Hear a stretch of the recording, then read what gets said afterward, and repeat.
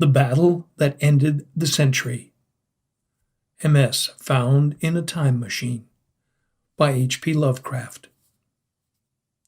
On the eve of the year 2001, a vast crowd of interested spectators were present amidst the romantic ruins of Cohen's Garage, on the former site of New York, to witness a fistic encounter between two renowned champions of the strange story firmament, Two Gun Bob, the Terror of the Plains, and Knockout Bernie, the Wild Wolf of West Shoken. The wolf was fresh from his correspondence course in physical training, sold to him by Mr. Arthur Leeds. Before the battle, the auguries were determined by the venerated Tibetan Lama Bil Lum Lee, who evoked the primal serpent god of Velusia and found unmistakable signs of victory for both sides. Cream puffs were inattentively vended by Vladislav Brennick, the partakers being treated by the official surgeons, Doctors D.H. Killer and M. Chin Brewery. The gong was sounded at 39 o'clock, after which the air grew red with the gore of battle, lavishly flung about by the mighty Texas slaughterer. Very shortly, the first actual damage occurred, the loosening of several teeth in both participants.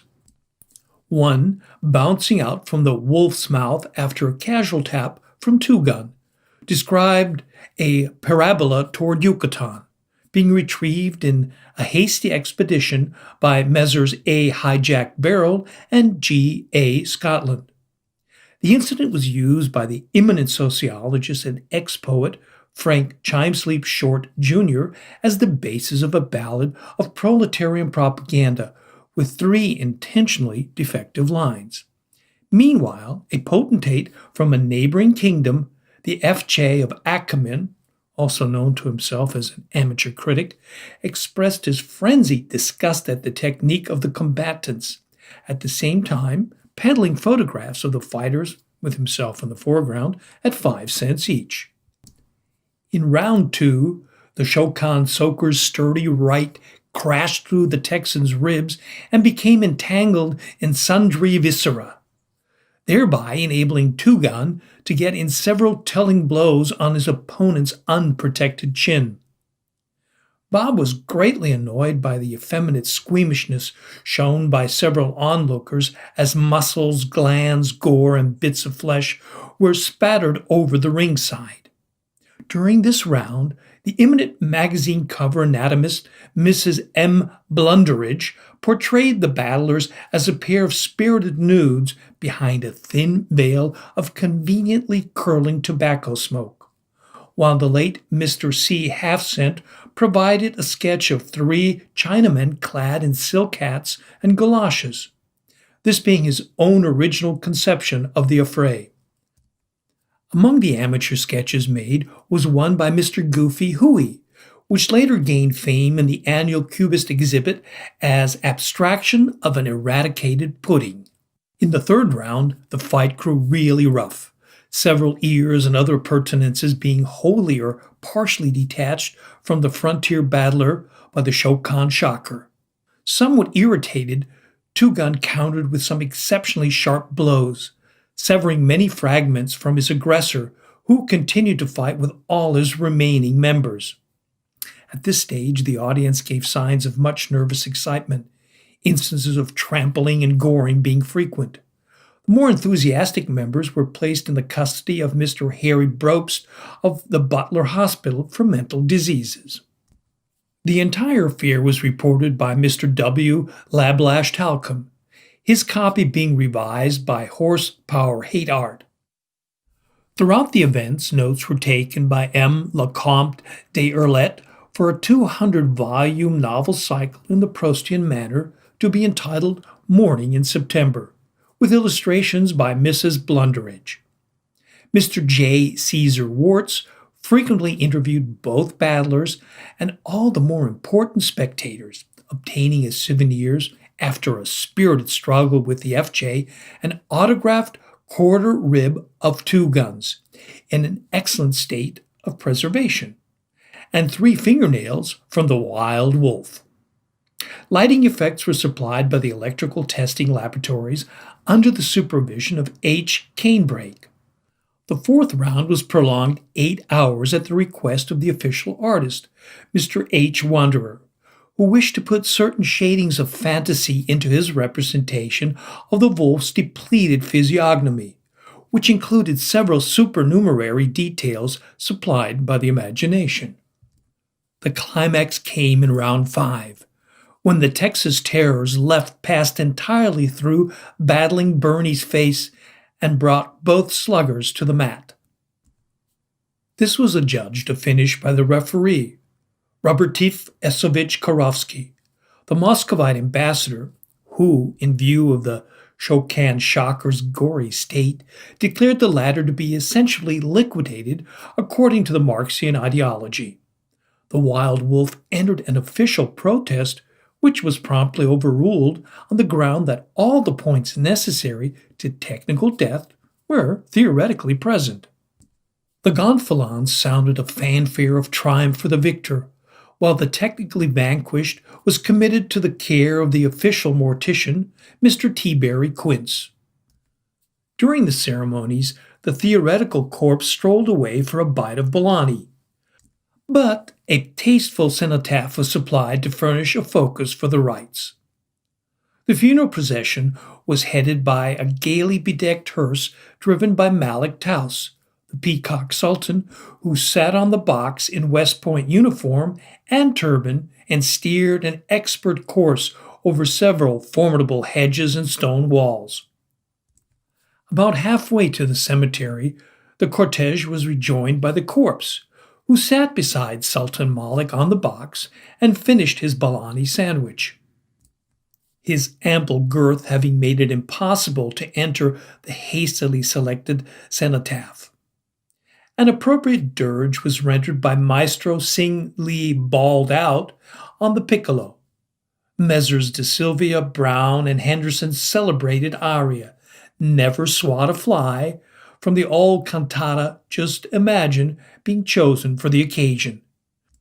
The only detail omitted from the funeral was the interment, which was interrupted by the disconcerting news that the official gate-taker, the celebrated financier and publisher Ivar K. Roden Esquire, had absconded with the entire proceeds.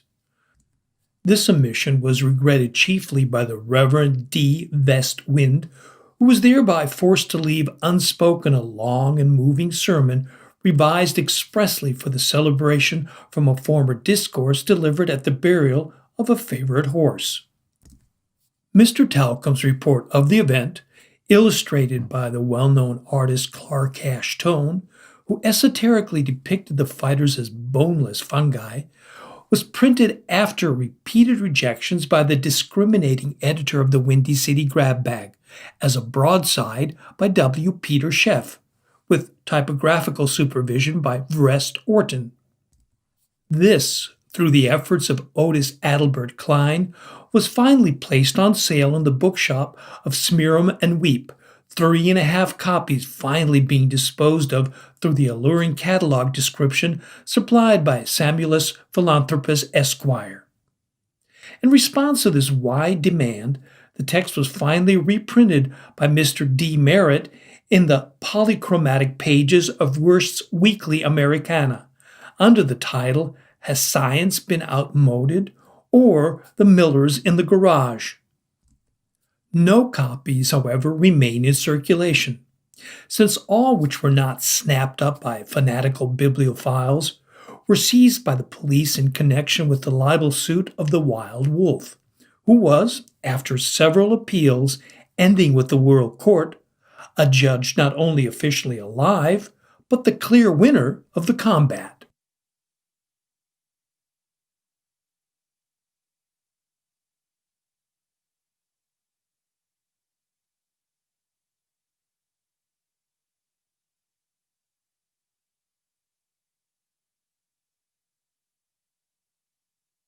Howard Phillips Lovecraft, August 20th, 1890 to March 15th, 1937, was an American author who achieved posthumous fame through his influential works of horror fiction. Virtually unknown and published only in pulp magazines before he died in poverty, he is now regarded as one of the most significant 20th century authors in his genre. Lovecraft was born in Providence, Rhode Island, where he spent most of his life. Among his most celebrated tales are The Call of Cthulhu and The Shadow over Innsmouth, both canonical to the Cthulhu mythos. Never able to support himself from earnings as author and editor, Lovecraft saw commercial success increasingly elude him in this latter period, partly because he lacked the confidence and drive to promote himself. He subsisted in progressively destitute circumstances in his last years. An inheritance was completely spent by the time he died at the age of 46. Lovecraft was born on August 20th, 1890 in his family home at 194, later 456 Angell Street in Providence, Rhode Island. The house was demolished in 1961. He was the only child of Winfield Scott Lovecraft, 1853 to 1898, a traveling salesman of jewelry and precious metals, and Sarah Susan Phillips Lovecraft, 1857 to 1921, who could trace her ancestry to the Massachusetts Bay Colony in 1631. Both of his parents were of entirely English ancestry, and most of his ancestors had been in New England since the colonial period. His great-grandfather, Joseph Lovecraft Jr., immigrated to Rochester, New York from Devon, England in 1831.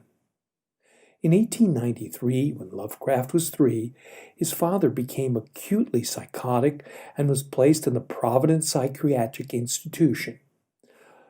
This was Butler Hospital, where he remained until his death in 1898.